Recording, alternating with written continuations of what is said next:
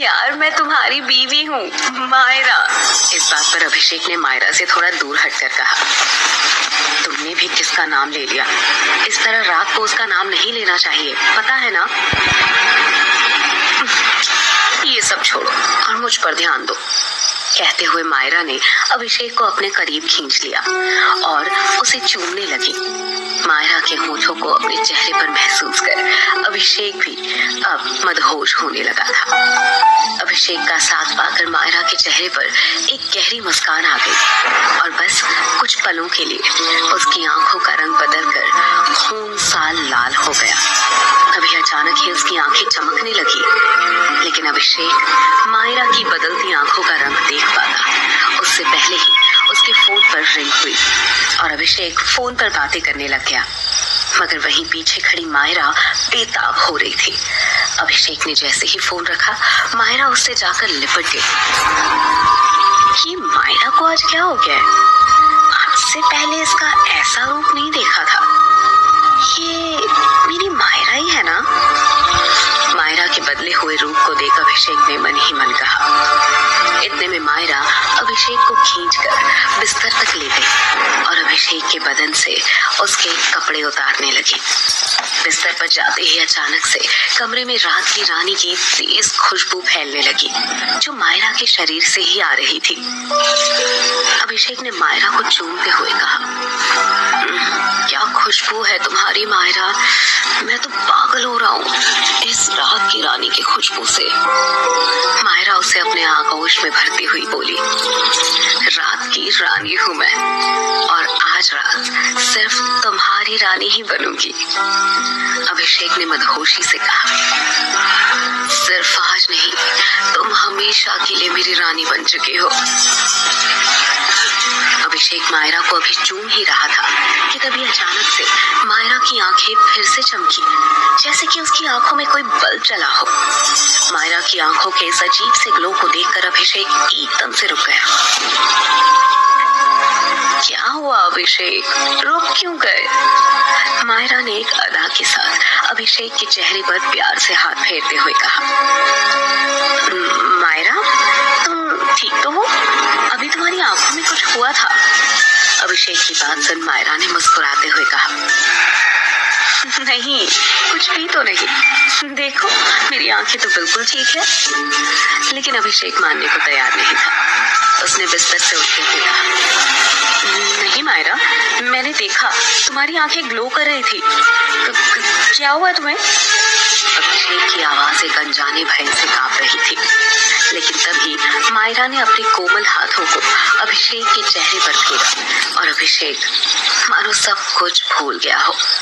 और फिर अभिषेक धीरे धीरे मायरा के कपड़े उसके जिस्म से अलग करने लगा। इसके बाद तो जैसे कमरे में एक तूफान सा ही आ गया, जिस तूफान में अभिषेक बहता ही चला गया।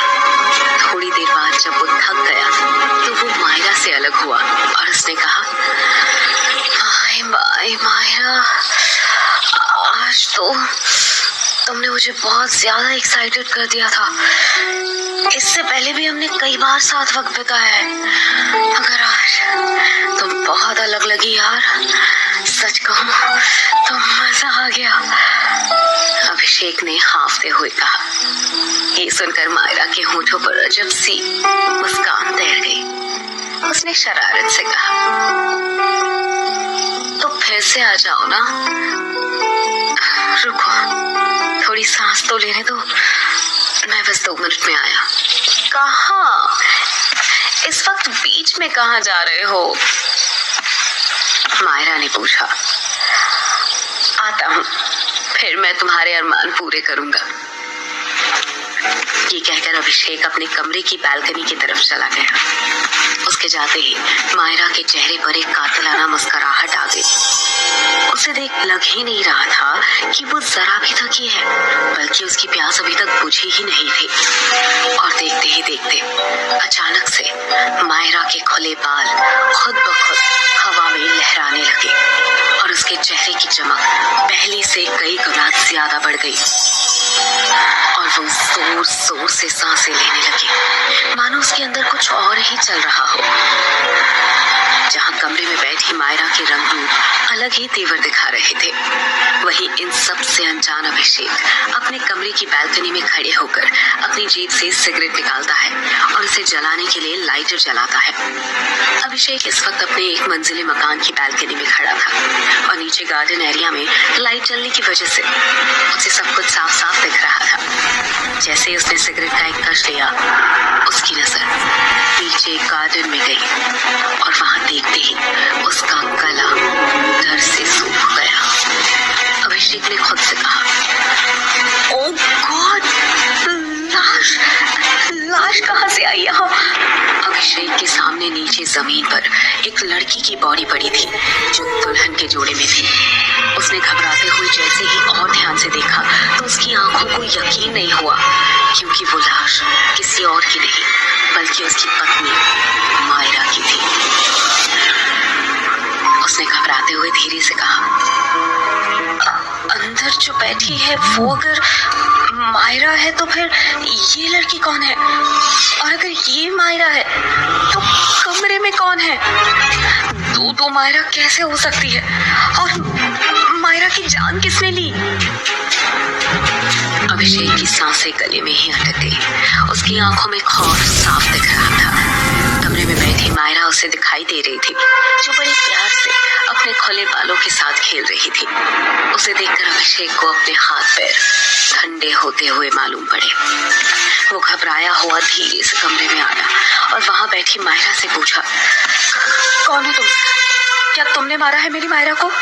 ओ माय गॉड, मतलब गांव वाले जिस खूनी वधू के बारे में बात कर रहे थे वो सच है? क्या तुम खूनी वधू हो? अभिषेक के सवाल के बदले में मायरा की एक ठहाकेदार हंसी वहां गूंजी। अभिषेक के कदम वहीं जम गए और तभी मायरा के शरीर की रंगत बदलने लगी। देखते ही देखते उसका चेहरा बदल गया। अभिषेक के सामने अब उसकी मायरा नहीं थी बल्कि एक बेहद खूबसूरत लड़की थी, जिसकी खूबसूरती देखकर वो हक्का पक्का रह गया। उसका लहंगा रुई के नरम फाँव जैसे उसके पूरे बदन को छुपाने की नाकाम कोशिशें कर रहा था। उसके शरीर की आकर्षक बनावट और उसके लाल पतले होंठ और काजल से सनी बड़ी बड़ी आंखें अभिषेक को अपनी ओर खींच रहे थे। उस लड़की के बदन की कसावट और उसके काले घुंघराले बाल ऐसे थे कि कोई भी मर्द खुद को उस पे न्यौछावर करने को तैयार हो जाए। अभिषेक भी उसकी खूबसूरती में मदहोश होकर पल भर को सब कुछ भूल चुका था। तभी उस लड़की ने मुस्कुराते हुए कहा, आओ अभिषेक, अभी तो हमारी सुहागरात बाकी है।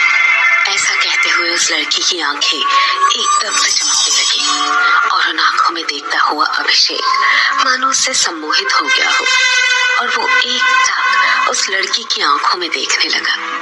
तभी वो लड़की आगे बढ़ी और अभिषेक के पूरे बदन को चूमने लगी और अभिषेक भी उसके होठों के जादू में पूरी तरह से खो गया।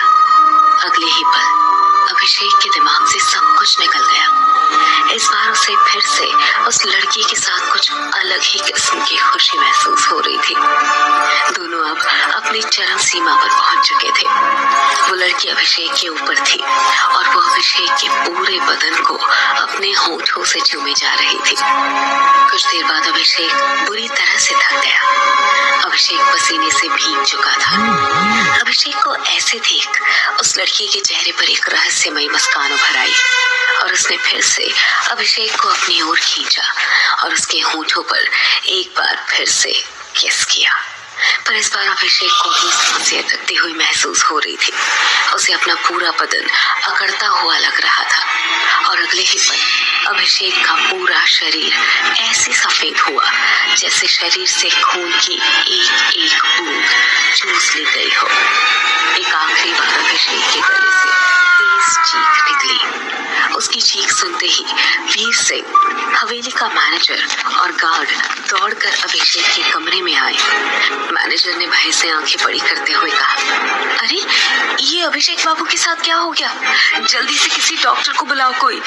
लेकिन जमीन पर पड़ा अभिषेक अपनी आखिरी सांसें ले चुका था।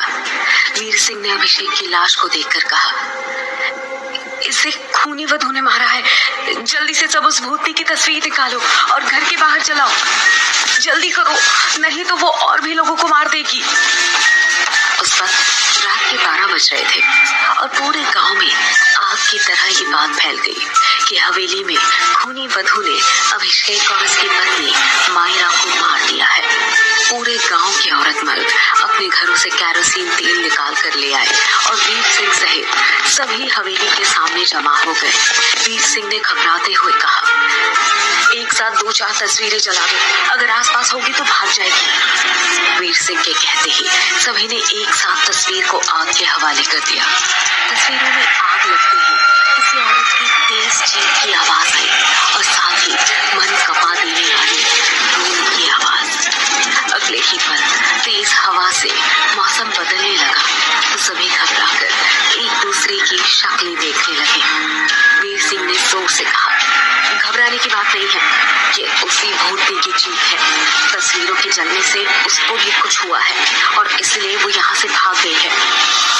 सभी को परेशान होते देख वीर सिंह ने कहा, आज से इस गांव में शादी के लगन में कोई शादी नहीं होगी और अगर किसी ने इसके खिलाफ जाकर शादी करने की कोशिश की तो उसे गांव से बाहर कर दिया जाएगा।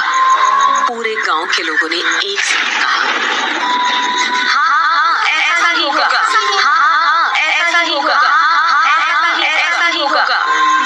खूनी वधू की इस घटना के 10 दिन बाद फूलपुर गांव के स्टेशन पर शाम के 6 बजे एक ट्रेन आकर रुकती है। ट्रेन में सोई चेतन की अचानक से नींद खुली। चेतन एक 26 साल का हैंडसम लड़का है जो मुंबई से फूलपुर गांव एक डॉक्यूमेंट्री फिल्म बनाने के लिए आया है। नींद से जागा हुआ चेतन उठा और बाहर झांक कर देखा तो उसे महसूस हुआ कि पूरी ट्रेन में शायद वो अकेला ही है। यहाँ तक कि पूरा स्टेशन भी खाली था। उसने अपना बैग लिया और ट्रेन से उतर गया। स्टेशन पर हल्की मध्यम सी रोशनी में उसे दूर बेंच पर बैठी एक लड़की दिखाई दी तो वो उसकी तरफ बढ़ गया। लड़की ने एक लाल रंग की साड़ी पहन रखी थी और उसके लंबे खुले बाल कमर तक आ रहे थे और आंखों में गहरा काजल लगा हुआ था। उस लड़की के शरीर से आती खुशबू चेतन को पागल कर रही थी। उसने खुद से कहा, आज तक मैंने इतनी खूबसूरत लड़की नहीं देखी थी। चेतन अभी उसे देखकर खोया ही हुआ था कि उस लड़की की प्यारी सी आवाज आई, चेतन, चेतन, चेतन। एक अनजान लड़की के मुंह से अपना नाम सुनकर चेतन ने चौंकते हुए कहा, आपको मेरा नाम कैसे मालूम? लड़की ने शरारत से मुस्कुराते हुए कहा, आपके आई कार्ड पर लिखा है। चेतन ने गौर किया। उसने अपने हाथ में अपना आईडी पकड़ा हुआ था, लेकिन इतनी कम रोशनी में इसने मेरा नाम कैसे पढ़ लिया? वो सोच ही रहा था कि लड़की ने फिर कहा, आप किसे ढूंढ रहे हैं? चेतन ने जवाब दिया, मैं तो अभी आया हूँ, लेकिन शायद आपको मदद की जरूरत है। इस वक्त अकेली आप स्टेशन पर क्या कर रही हैं? कहीं छोड़ दूं मैं आपको? लड़की ने मुस्कुराकर कहा, नहीं नहीं, मुझे जहाँ जाना है मैं वहां चली जाऊंगी, आप मेरी फिक्र ना करें। चेतन को उसकी बात पर हैरानी हुई। कैसे चली जाओगी? यहाँ कोई भी नहीं है, कहीं किसी मुसीबत में ना पड़ जाओ तुम। मैंने कहा ना मैं छोड़ देता हूँ। जवाब में वो लड़की हंस पड़ी और कहा, मुसीबत? और मेरे लिए? वैसे तुम्हारे आने से इस गांव के लोगों की मुसीबत जरूर दूर हो जाएगी। चेतन को उसकी बात समझ में नहीं आई तो उसने कहा, मैं कुछ समझा नहीं, मेरे आने से कौन सी मुसीबत दूर होगी? मैं तो यहाँ बस एक डॉक्यूमेंट्री फिल्म बनाने आया हूँ। लड़की ने जवाब दिया, उस समय आने पर पता चल जाएगा तुम्हें। उसकी बात पर चेतन ने बेपरवाही से अपने कंधे ऊपर किए और वहां से चला गया। उसके जाते ही उस लड़की के होंठों पर एक रहस्यमयी मुस्कान उभर आई। इन सब से बेखबर चेतन प्लेटफॉर्म के बाहर आया तो उसे दूर दूर तक एक कुत्ता भी नजर नहीं आ रहा था। सन्नाटा इतना गहरा कि उसे अपनी सांसें भी सुनाई दे रही थी। वो कुछ देर वहीं खड़ा होकर इंतजार करने लगा। थोड़ी देर बाद चेतन को जब एक रिक्शा नजर आया तो उसकी जान में जान आई। वो दौड़कर रिक्शा वाले के पास गया और बैठते हुए कहा, चलो भाई, अजीब जगह है ये, एक परिंदा भी नजर नहीं आ रहा यहाँ तो। चेतन की बात सुन रिक्शे वाले ने कहा, भैया आपको एक सलाह दे रहे हैं, आइंदा सूरज ढलने के बाद ना कभी गांव में ऐसे मत निकलना। वो तो हम कुछ काम से आ गए थे इस तरफ, इसलिए आपको मिल गए, नहीं तो एक आदमी नहीं मिलता। और वैसे भी हमने अपने पास उस भूतनी को भगाने का कवच भी रखा है। भूतनी? कौन सी भूतनी भाई? चेतन ने हैरानी से पूछा।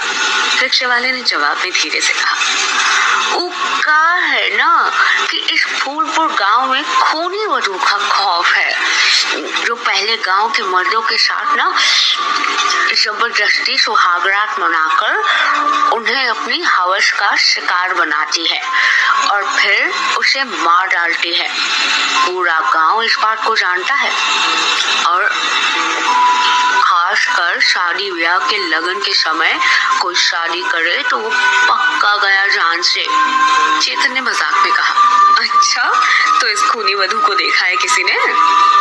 इस पर रिक्शे वाले ने जवाब दिया, वो कहा है ना भैया, देखा तो नहीं है हमने, लेकिन उसकी तस्वीर को गांव के सारे मर्द अपने साथ रखते हैं।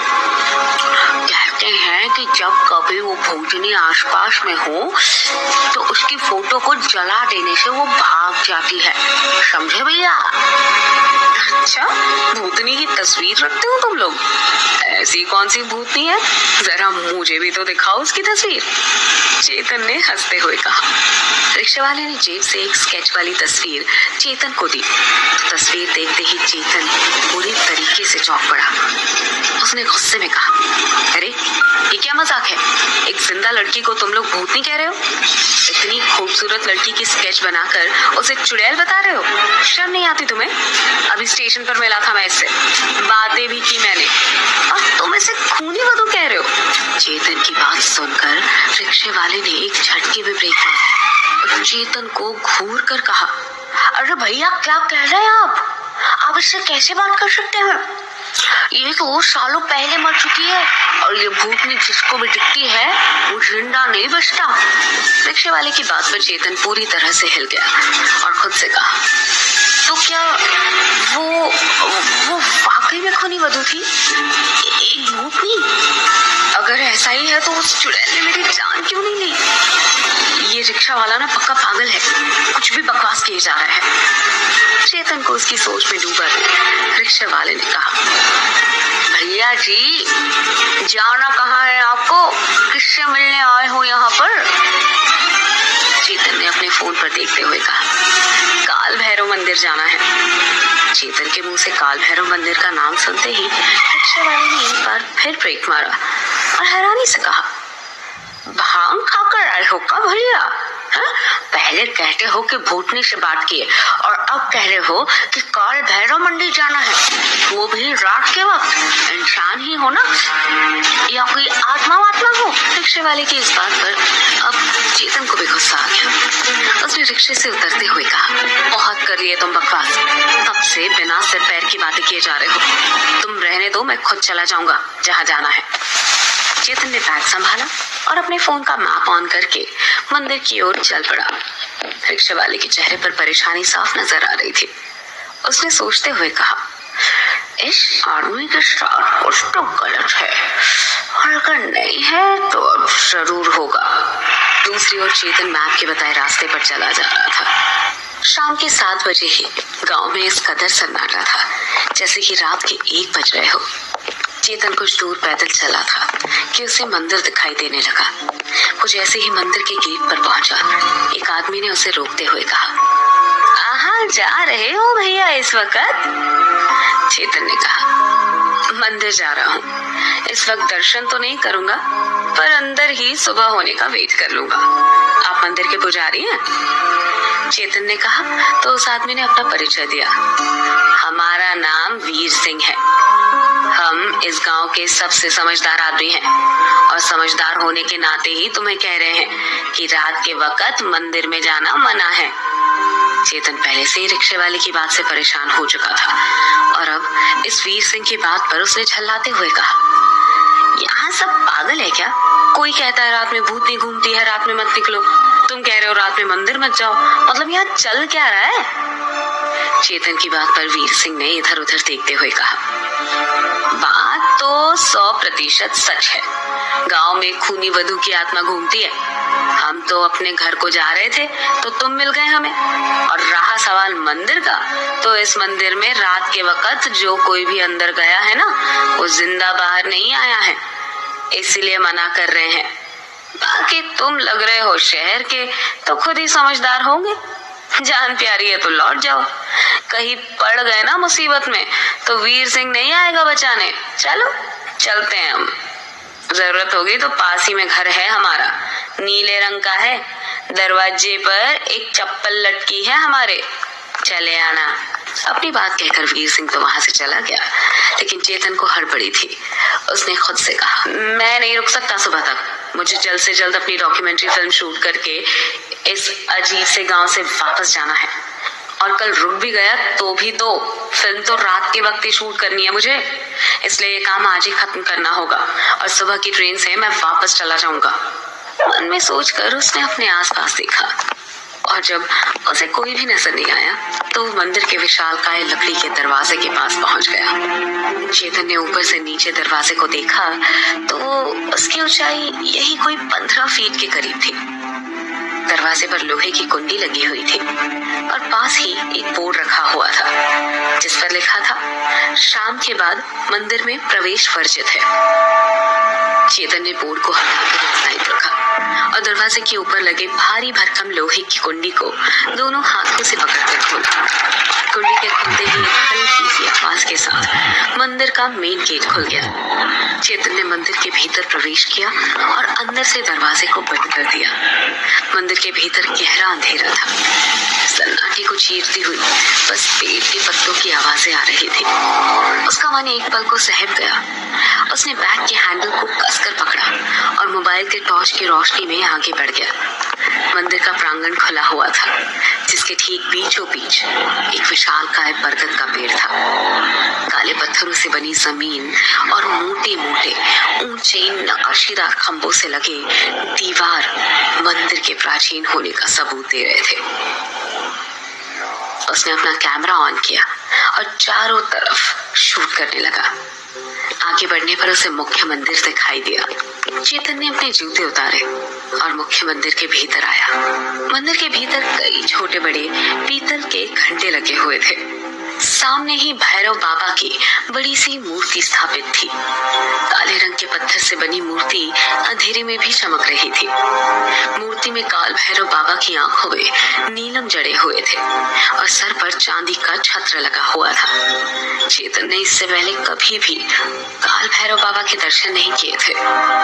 मूर्ति को देखकर वो थोड़ा सहम गया। उसने जल्दी से चारों तरफ कैमरा घुमाया और प्रणाम करके बाहर निकल गया। अभी वो मुख्य दरवाजे से बाहर आया ही था कि तभी उसकी नजर सामने एक और दरवाजे पर गई। दरवाजे के बाहर एक बोर्ड लगा था जिस पर लिखा था, गर्भगृह स्थान, अंदर जाना सख्त मना है। क्या छिपा है काल भैरव के गर्भगृह के अंदर और क्या होने वाला है चेतन के साथ, जानने के लिए सुनते रहिए खूनी वधू, सिर्फ पॉकेट एफएम पर।